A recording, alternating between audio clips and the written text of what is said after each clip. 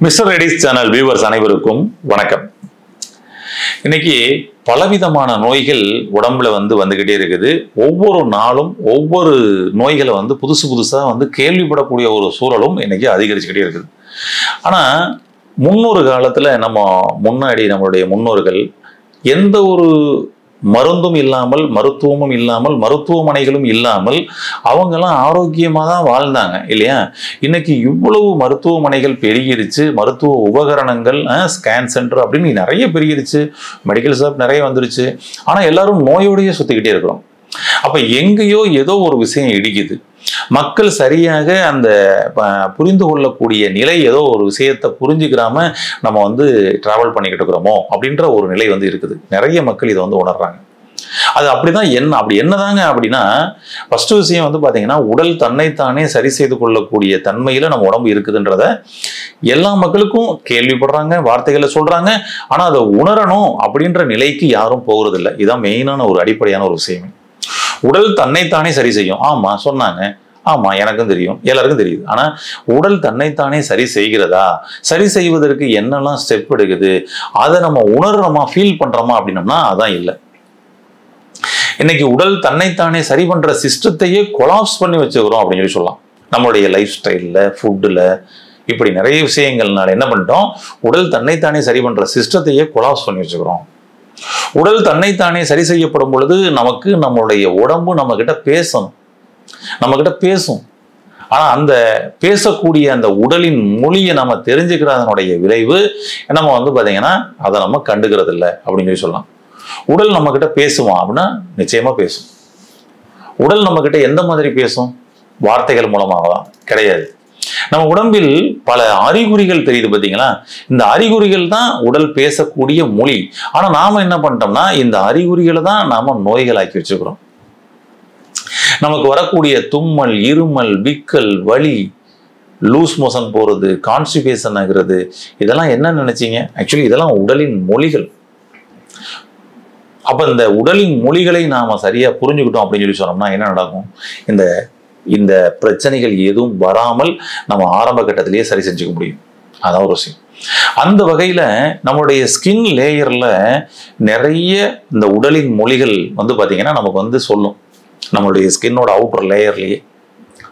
ஆனா நம்ம என்ன பண்ணிக்கிட்டோம்னா, இந்த ஸ்கின்ல தான் ஏன் ப்ராப்ளம் எனக்கு அப்படின்னு நினைச்சுக்கிறோம். ஒரு உதாரணத்துக்கு நமக்கு நம்மளுடைய ஃபேஸ்ல பாத்தீங்கன்னா தேமல், மங்கு இந்த மாதிரிலாம் வரும். அது குறிப்பா நீங்க பாருங்க, இந்த ஏரியாவை கவர் பண்ற மாதிரி வரும். கரெக்டுங்களா? ஆமா, நம்மளுடைய கன்னத்துல இந்த ஏரியாவை கவர் பண்ற மாதிரி வரும். இவர்கள் பெரும்பாலும் அதிகபட்சமான பேரு யாருக்கு இது ஏற்படுதுன்னா, அதிகபட்சமான நபர்கள் குளிர் பிரதேசங்கள்ல வசிக்கிறவங்களுக்கு இங்க ஏற்படுது. நீங்க கவனிச்சு பாருங்க தெரியும். நீங்க ஊட்டி, கொடைக்கானல் போன்ற குளிர் பிரதேசங்களுக்கு போங்க, அங்கதான் அதிகமா ஃபேஸ்ல அந்த தேமல் மாதிரி இருக்குதுங்க, ஃபேஸ்ல மங்கு மாதிரி இருக்குதுங்க அப்படின்னு சொல்லிட்டு ஃபேஸ் ஃபுல்லா அந்த ஓரம் ஃபுல்லா அப்படி ஒரு கலர் மாறி இருக்கும். அப்ப குளிர்ச்சி நம்ம போயிட்டு ஒரு 2 நாள் 3 நாள் ஊட்டிக்கு போயிட்டு வரோம், கொடைக்கானல் போயிட்டு வரோம், ஆகா நல்லா ஜில்லுன்னு இருக்கு, சூப்பர், இங்க வசிக்கிற மக்கள்லாம் கொடுத்து வச்சவங்க நல்லா அப்படி ஜில்லுன்னு இருக்கிறாங்கன்னு சொல்லி நம்ம நினைப்போம். ஆனா விஷயம் என்ன அப்படின்னா, இந்த குளிர்ச்சி தாக்கத்தால் என்ன நடக்குதுன்னா, உடம்பில் இருந்து வெப்பம் வெளியேறாமல் தடுக்கப்படுது. அப்ப உடம்புல இருக்கக்கூடிய வெப்பம் வியர்வைகள் மூலமாக வெளியேற்றணும் இல்லையா? அது நடக்கல அப்படின்னு சொன்னோம்னா, அவர்களுடைய ஸ்கின் லேயர்ல இது மாதிரி அடைப்புகள் ஏற்பட்டு அங்க இது மாதிரியான அடையாளங்கள் தெரிய ஆரம்பிக்கும். அது அவர்களுக்கு உடம்புலையும் அங்கங்க அதே மாதிரியே பாத்தீங்கன்னா அந்த மங்கு அப்படின்றது உருவாக ஆரம்பிக்கும். அவர்களுக்கு வியர்வை கழிவுகள் சரியாக வெளியேற்றப்படாமல் இருக்குதுன்றதுதான் அர்த்தம். அப்ப அந்த ஃபேஸ்ல இந்த ஏரியாவில் இங்க இருக்குது அப்படின்னு சொன்னோம்னா, உள்ள கல்லீரல் வெளியேற்றக்கூடிய கழிவுகள், நுரையீரல் வெளியேற்றக்கூடிய கழிவுகள், குறிப்பா சரிங்களா, இவங்க 2 பேரும் வெளியேற்றக்கூடிய கழிவுகள் அவர்களுக்கு இருக்குது அப்படின்றதான் அவர்களுக்கு இந்த ஃபேஸ்ல அந்த மாதிரி காமிக்கும். அது போல ஒருத்தருக்கு காதுல உள்ள ஸ்கின் லேயர் பாத்தீங்கன்னா பிளாக் அடிக்க ஆரம்பிக்கும். காதுல உள்ள ஸ்கின் லேயர் பிளாக் அடிக்க ஆரம்பிக்கும். நம்ம இங்கதான் பிரச்சனை, காதுல ஏதோ, அதுக்கு ஏதாவது கிரீம் வாங்கி அப்ளை பண்ணிக்கலாமா அப்படின்னு சொல்லிட்டு நம்ம ட்ரை பண்ணிக்கிட்டு இருப்போம். ஆக்சுவலி இப்படி காதுல அந்த மாதிரி பிளாக் கலர் லேயர் அடிக்க அவர்களுக்கு சிறுநீரகத்துல எனர்ஜி குறைபாடு ஏற்பட்டிருக்கு, சிறுநீரகம் சம்பந்தப்பட்ட கழிவுகள் வெளியேற்றப்படாமல் இருக்குன்னு சொல்லக்கூடியதுதான் காதுல வரக்கூடிய இந்த லேயர்ஸ். அப்போ அவர்கள் உடனடியாக அங்க சிறுநீரகத்துக்கு தேவையான உணவு முறையும் லைஃப் ஸ்டைலும் போக வேண்டியது அவசியம். உடலின் மொழி இப்படிதான் பேசும். நீங்க பாருங்க, ஒருத்தர் கடைசி காலகட்டத்துல இறக்கும் தருவாயில பாத்தீங்கன்னா காது ஃபுல்லா கருப்படிச்சிடும். அப்படியே அந்த லேயர் வந்து கருப்படிக்க ஆரம்பிச்சிடும். இது வந்து பாத்தீங்கன்னா அந்த காது வந்து இப்படி ஸ்டிஃபா இருக்கணும். இந்த ஸ்டிஃப்னஸ் இறக்கும் தருவாயில இருக்கவங்களுக்கு போய் பாருங்க, காது அப்படியே தொங்கிரும், தொலைதொலன்னு தொங்கிரும். அதனாலதான் அன்னைக்கு வந்து ஆயுர்வேத மருத்துவர்கள், சித்த மருத்துவர்கள் அந்த இறக்கும் தருவாயில இருக்கிறவங்களை வந்து போய் செக் பண்ணி பார்த்துட்டு சொல்லுவாங்க, ஒரு 48 hours 24 hours அப்படின்லாம் வந்து அன்னைக்கு வந்து எந்த ஒரு உபகரணம் எல்லாமே கடிச்சிட்டு வந்திருக்கிறாங்க. அப்ப இவர் வந்து ஒரு 24 hours இறந்துவாருங்கன்னு சொல்லிட்டு எப்படி பார்த்தாங்க? அவர்கள் பார்த்த விதத்துல கண்ணு, பல்ஸு, காது இது எல்லாத்தையும் செக் பண்ணுவாங்க. அப்ப அதை பார்த்துட்டே அவங்க சொல்லிட முடியும்.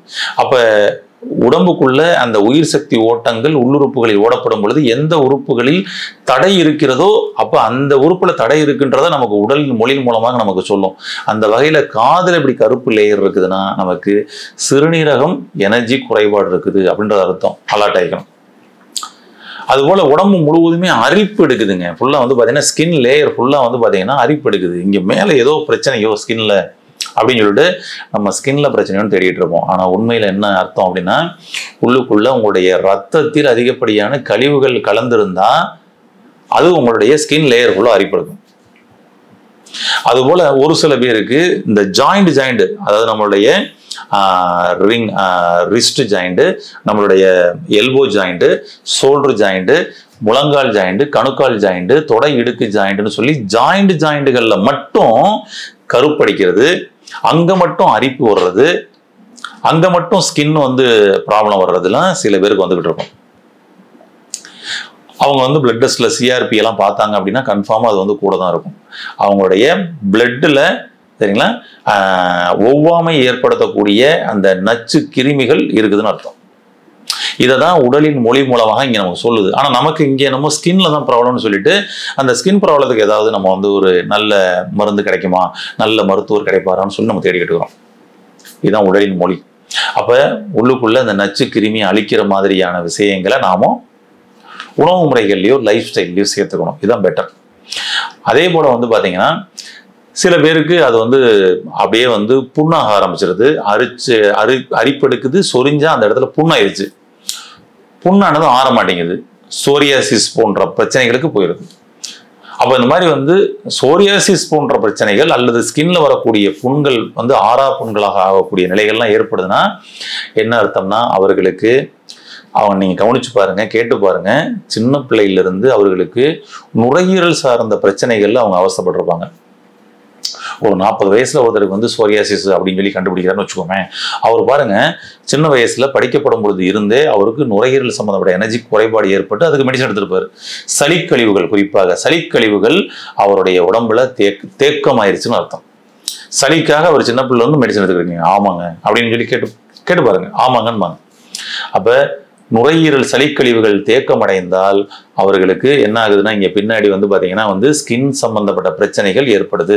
அது குறிப்பாக சோரியாசிஸ் வரைக்கும் போறது கூட வாய்ப்புகள் இருக்கு. சோரியாசிஸ் வந்தவங்க எல்லாருக்கும் இதுதான் இருக்கணும் இல்லை, ஆனா மேக்சிமம் 85% பீப்புள்ஸ் நீங்க கேட்டீங்கன்னா ஆமாங்க நான் சின்ன பிள்ளையில வந்து பாத்தீங்கன்னா வந்துட்டு லங்ஸுக்காக நான் வந்து மெடிசன் எடுத்துக்கிறேன், சளி பிடிக்கும், மூச்சு வாங்கும் அப்படின்றத அவங்க சொல்லுவாங்க. பிரைமரி காம்ப்ளெக்ஸ் எல்லாம் இருந்துச்சு எனக்கு அப்படின்றத சொல்லுவாங்க. கன்ஃபார்மா இருக்கும், கேட்டு பாருங்க. அப்ப உடலின் மொழி இப்படி நமக்கு சொல்லுது, ஐயா எனக்கு இந்த கழிவு உள்ள இருக்குது, அதை முதல்ல வெளியேற்றுவான்னு சொல்லுது. நாம என்ன பண்ணுவோம்னா சோரியாசிஸுக்கு நான் என்ன பண்ணணும், அந்த சோரியாசிஸுக்கு மேல தடவுற மருந்துகள் ஏதாவது கிடைக்குமா, உள்ள சாப்பிட்ற மருந்துகள் ஏதாவது கிடைக்குமான்னு நம்ம தேடிக்கிட்டு இருக்கோம். இதுதான் உடலின் மொழி. இப்படி ஒவ்வொரு அடையாளங்களாக நம்மளுடைய ஸ்கின் லேயர்ல காமிக்கும். இன்னும் ஒரு ஈஸியான ஒரு அடையாளம் சொல்றேன். நம்மளுடைய கால் பாதத்துல மேல் கால் பாதம் ஃபுல்லா பிளாக் டாட்ஸா வந்துருக்கும்.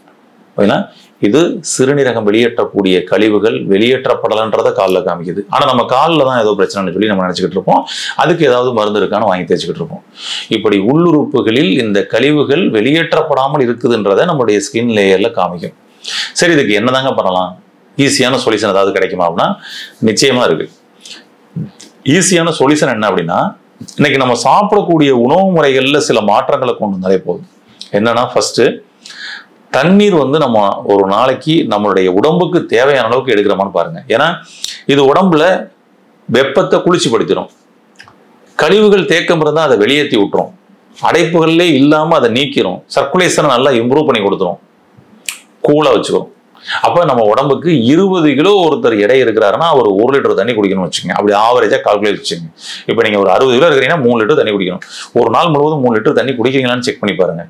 இதுல குறிப்பாக காலை எழுந்தவுடன் தண்ணீர் குடிக்கணும், இரவு படுக்க போறதுக்கு முன்னாடி தண்ணி குடிக்கணும். தண்ணீர் குடிச்சிட்டு கொஞ்சம் வாக் பண்ணிட்டு திரும்ப கொஞ்சம் தண்ணி குடிச்சுக்கணும். இது மாதிரி காலை இரவும் அவசியம் நீங்க பண்ண ஆரம்பிச்சிருங்களேன். என்ன மாற்றம் நடக்குதுன்னு பாருங்க. கிளென்சிங் ஆக ஆக உங்க ஸ்கின் லேயர்ல மாற்றங்கள் வரும்.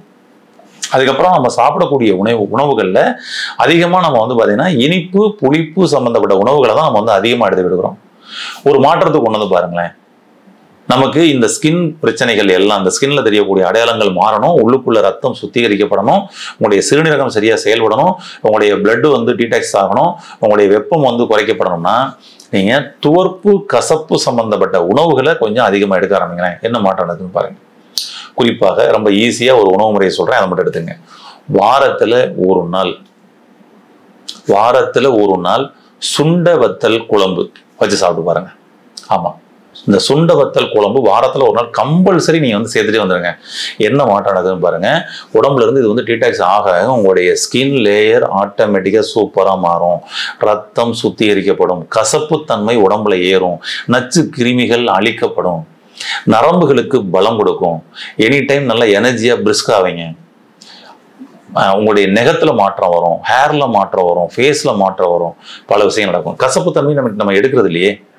அப்ப ஒருவேளை உணவு வாரத்தில் ஒரு நாள் ஒருவேளை உணவு நல்ல கசப்பு தன்மை இருக்கக்கூடிய சுண்டவத்தல் குழம்பு வச்சு சாப்பிட்ருங்க. ஆமா, சுண்டவத்தல் தனியா வச்சு சாப்பிட்றதும் சாப்பிட்டுக்கலாம், அது இடையில கூட நீங்க வாரத்துல ஒரு 2 நாள் சேர்த்துக்கோங்க. சுண்டவத்தல் குழம்பு வச்சு சாப்பிட்டு பாருங்க. வீக்லி ஒன்ஸ் சாப்பிட்டே வாங்க. என்ன மாற்றம் நடக்குதுன்னு பாருங்க. இது படிப்படியாக உங்களுடைய உடம்புல இருந்து நச்சுக்கழிவுகள் நீக்கப்படுது அப்படின்றத உங்களால ஃபீல் பண்ண முடியும். ஸ்கின் லேயர்ல மாற்றங்கள் வருதுன்றதை உங்களால ஃபீல் பண்ண முடியும்.